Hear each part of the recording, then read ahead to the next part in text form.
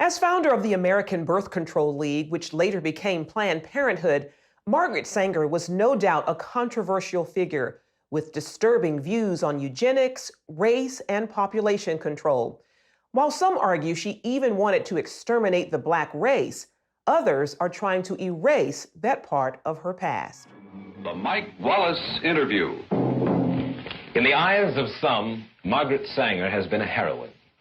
In the eyes of others, she's been a destructive force.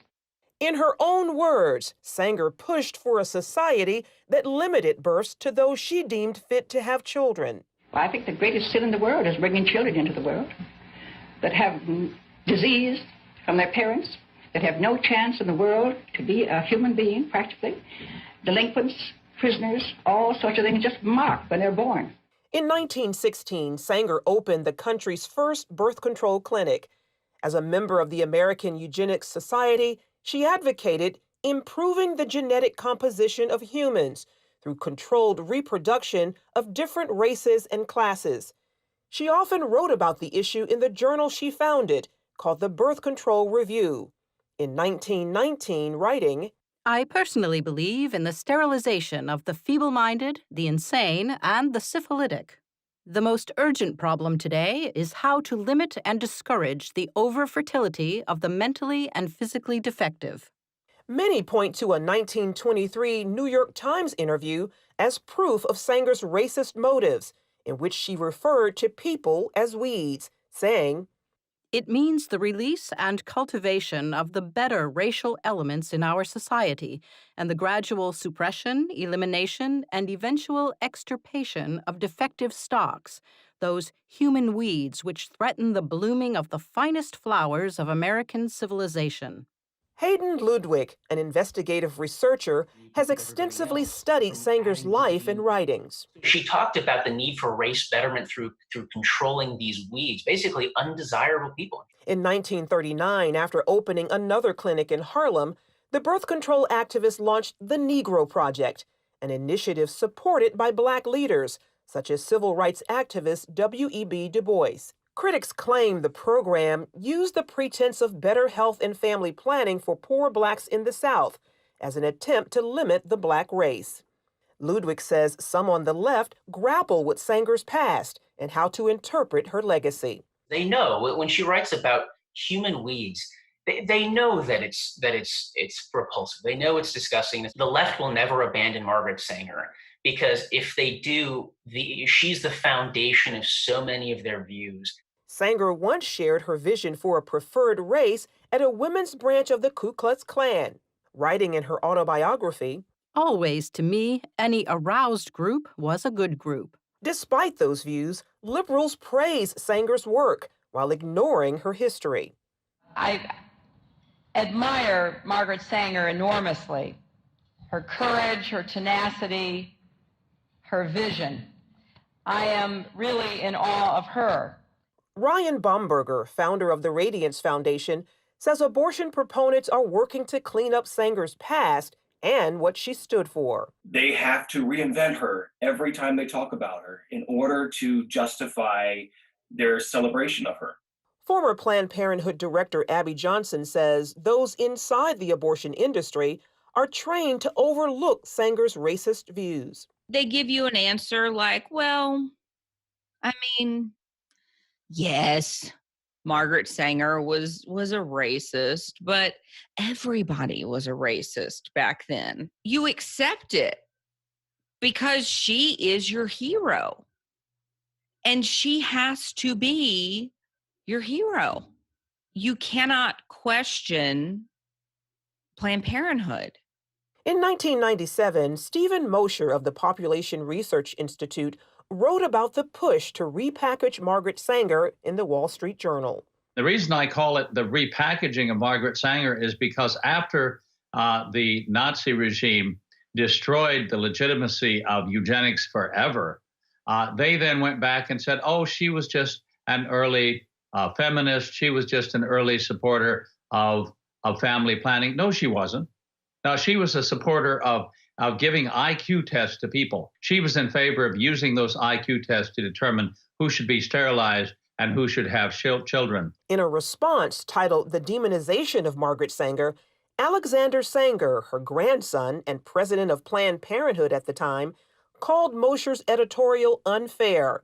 In the same piece, Esther Katz, director of NYU's Margaret Sanger Papers Project, claimed evidence revealing Sanger did not rationalize her support for birth control on racist grounds, that she never advocated genocidal policies aimed at racial, ethnic, or religious groups, and that she, in fact, believed access to birth control would benefit, not eliminate minority populations.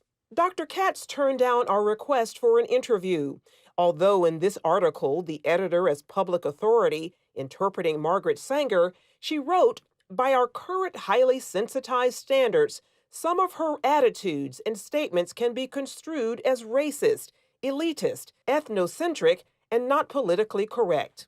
In 1942, Margaret Sanger's American Birth Control League became Planned Parenthood, which has moved to fulfill its founders' goals, helped greatly by the Supreme Court decision in Roe v. Wade. Under the veil of secrecy and deception, 60+ million babies have not been born because they were aborted legally since '73. 1/3 of that population belong to the African American community. A frightening and telling number given blacks make up only 13% of the U.S. population. Dan Gaynor of the Media Research Center says that Sanger's true mission remains alive and well throughout today's abortion industry. Look at the maps. See where the abortion facilities are. They are near places where people are marginalized, people are poor, people are minority, and that's their target market. Generation after generation, we have built a better world for our daughters.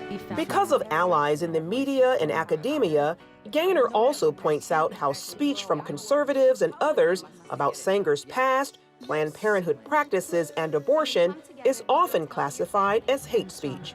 There is nothing as close to a sacrament in the media as abortion.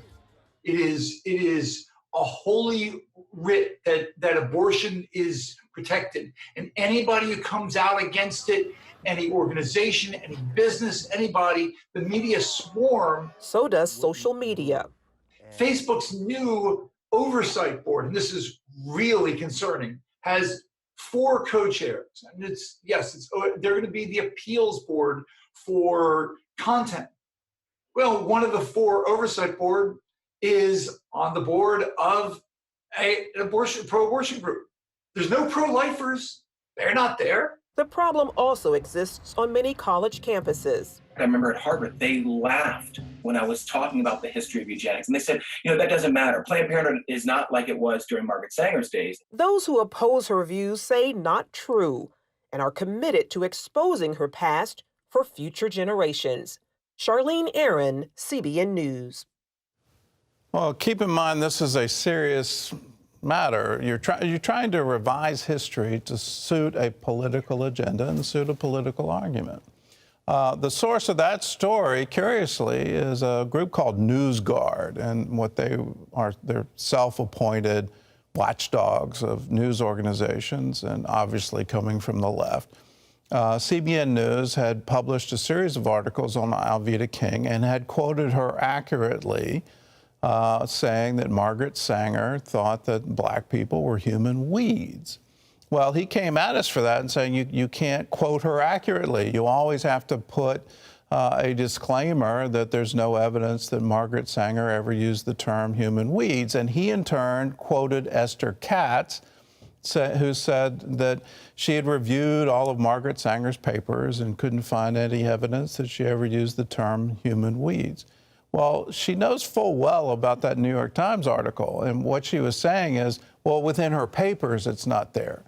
But within the public record, it is there. And so there's a conscious effort to rewrite history and declare her as some kind of hero that we should all look up to and ignore the root of Planned Parenthood, which is quite clearly eugenics. Now, you go back to the title of that New York Times article, and it says, "Creating a Race of Thoroughbreds."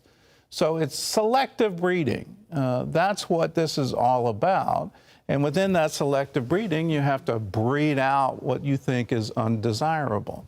Well, in today's world, that is morally reprehensible. And you can't change that history, and you shouldn't even try to change that history. I don't understand this, but here at CBN News, we want to set the record straight. Here's what Margaret Sanger really believed. It's interesting because it is very much like Hitler and the move against the Jews. Well, eugenics was at the core of Hitler. Exactly. And we all recognize how reprehensible that was, but because this has political attachments to it for other issues, other things, including this issue. I mean, people just refuse. Yeah. Just refuse. And if you doubt that there's some eugenics behind it, just take your own survey.